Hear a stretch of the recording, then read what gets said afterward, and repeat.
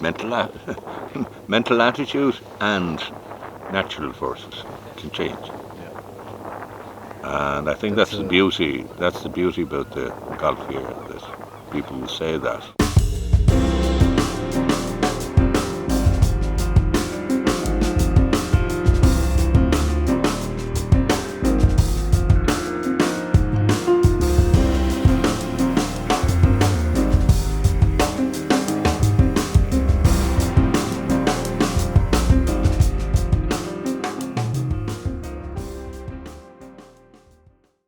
The words of Sean Lynch pretty well summarized my golfing days at Connemara Isles Golf Club. During the day I was just making uncommitted and unconcentrated swings, praying to the elements to bring my ball back, which they didn't. But towards the evening it looked like there might be a little bit of sunshine coming out. So I got out the drone and was in pure ecstasy for the 15 minutes that the sun did come out. I just chased the drone all over the course, trying to get in every bit of footage I could. Although there's quite a lot of good stuff going on that I didn't get any footage of, the par 3 third is definitely a special hole, playing over the bay towards a green that features about 5 or 6 feet of elevation change, with the pin up on a plateau that was so hard to approach in the firm conditions I played in. Even though the evening light highlighted the beautiful ripples and micro-undulations on the fairways and greens, which make the course look like it'd been there forever, it was actually quite a challenge to get it built on this kind of rocky terrain, as Sean Lynch says. I'd say the biggest difficulty was to convince the experts, right, that it was possible actually to grow grass here. I started out with 2 pennies in my hand, right? And to convince people that I was going to spend $500,000 or $750,000 on a project that nobody believed in. And the commitment. After that, it was plain sailing. As long as the commitment is there and people are totally committed to it, then it's no problem. Forget about the theoreticians and the experts and so on, just because the land is not level. But I would put it down to Tom Craddock and Pat Ruddy for having the foresight to see that once you have an idea and you have the material, right? Machinery is there, you know. But in the 30 minutes I talked to Sean, it was actually about much more than just the difficulty of getting the course built. The story of this golf course ends up being about local identity, the efforts of trying to develop the rural area of Connemara, and it even dates back to topics like emigration as part of the Irish history. So perhaps I'll be able to work in the footage in another context somewhere, but there's actually a documentary made just recently about Sean and the course, so I guess I'll leave it at this for now.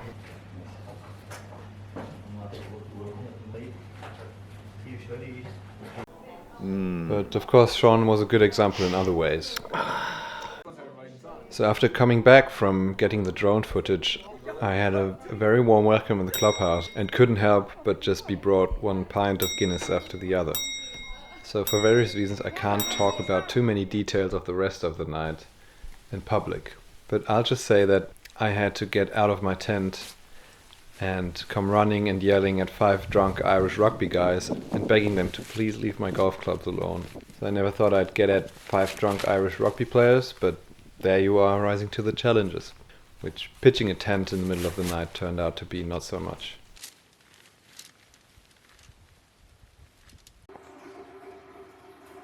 The next morning I was out on the road trying to hitchhike to Westport. Hitchhiking is a really weird thing. Sometimes I don't understand why I put myself into that situation, being dependent on other people. But the beauty of it is that your whole experience changes in just a split second. And then you'll find yourself in a car going closer to the place you want to go and unexpectedly meeting really nice people and hearing about their stories.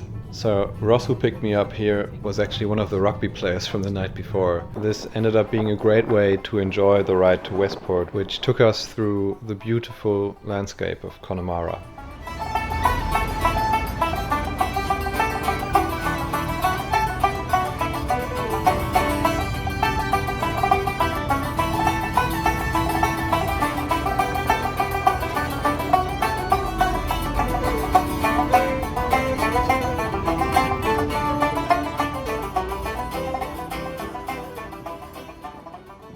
Spent a couple of days and nights in Westport, mainly trying to edit videos and catch up to things. So not a lot happened, but there did end up to be another case for investigation for Detective BG. My socks, which I'd let to dry in the bathroom, were just thrown out of the window for I don't know what reason. Anyway, Westport did seem like a really lively little town.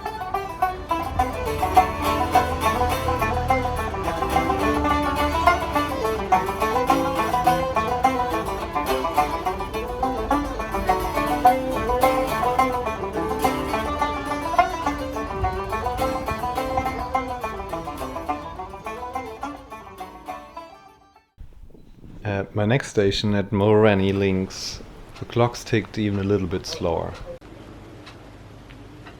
So after I had to find out that I lost my lob wedge, a very important club in my bag, in Connemara, do you remember the Irish rugby players in my golf clubs? I think that might have been it, but it's yet again another case for investigation. Anyway, Moreni was exactly the kind of place I'm mainly trying to look for on this journey. Just rocking up with all my stuff. I was sorted with a campsite next to the course and a green fee for the rest of the day within a couple of minutes. Got to play with the club captain, and even the course itself is just everything you'd want from a golf course. Sweeping, interesting linksland, large undulating greens, and just the charm and character of a golf course that has sheep grazing over it. And then even suddenly I started holing one putt after the other, which is really unusual. But sometimes you just get a day like that where you're on fire and you just start making everything. That's just the highs and lows of golf. Yeah, the mental attitudes that can change, I guess.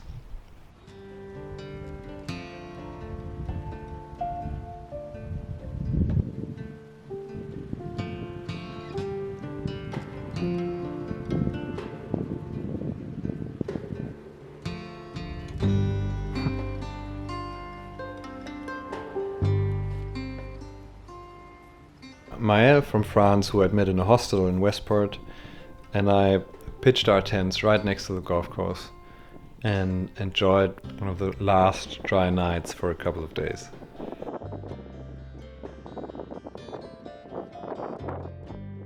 So the next morning our plans to go camping on Achill Island got sort of drowned in the rain. We actually didn't know what to do as the forecast was just looking horrific for the next couple of days.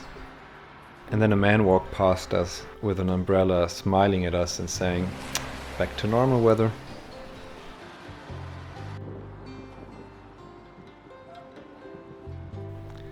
Anyway, the sun did clear out eventually, and as if there was never a doubt about it, Maël and I just headed to Keel Beach on Achill Island and pitched our tents right next to this beautiful beach.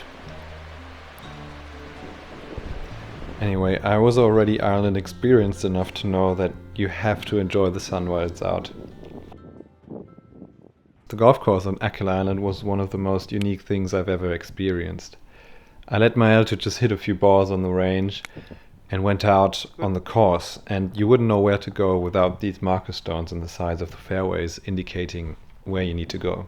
Achill Island is essentially playing over a flat piece of linksland, but you'd be wrong to think there's absolutely nothing going on here. There is some interest, especially around the greens. For example, the huge second green with kind of a volcano crater in the middle of it.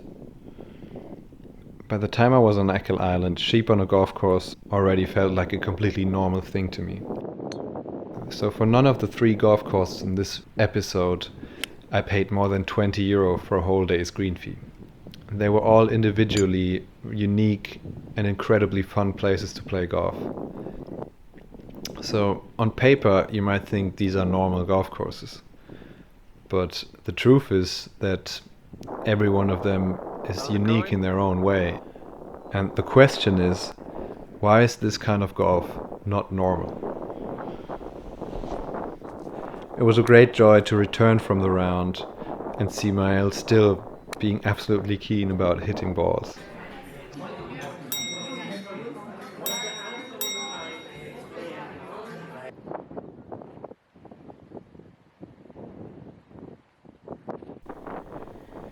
The days on Achill Island did turn into a rough couple of days. The weather was just incredibly bad, and whenever there was just half an hour of maybe no rain, we'd get out and try to just do something.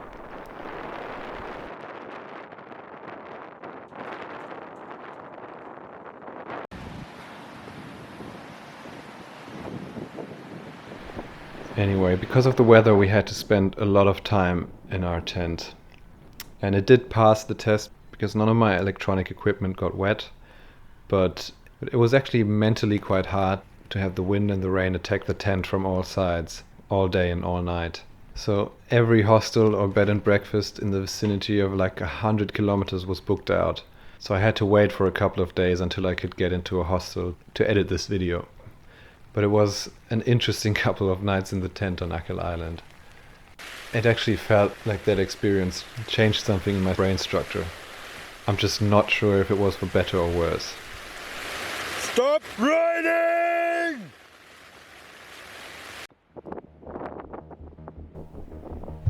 I guess I could have left the island earlier, but for some reason I wanted to go through this experience. So it eventually was time to pack my stuff and leave the campground. I did go to the hostel, stayed there for a couple of days, and I've already made it up to the very north of Donegal in the northwest of Ireland. And I'm already far behind schedule for the next video again, so I'm trying my best, but it's been quite difficult to get the work done with all the experiences that travel just brings with it. But I do hope you enjoyed this video, and if you look forward to the next, I'd be really happy if you click the subscribe button. And I'd also be really glad to hear your thoughts and comments. If you like any particular part of the video that you wish I could make more of, or yeah, whatever crosses your mind. Thank you very much for watching, and see you next time.